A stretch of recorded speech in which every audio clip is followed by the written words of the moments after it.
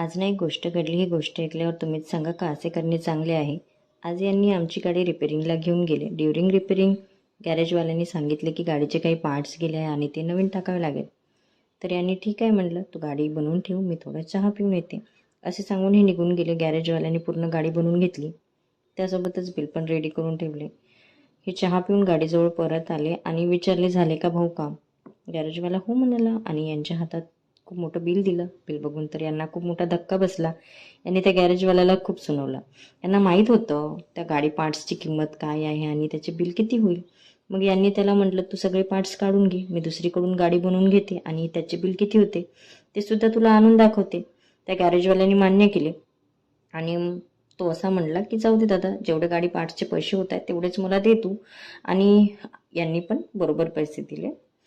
पण त्यांनी असे नव्हते करायला पाहिजे, कारण यांच्या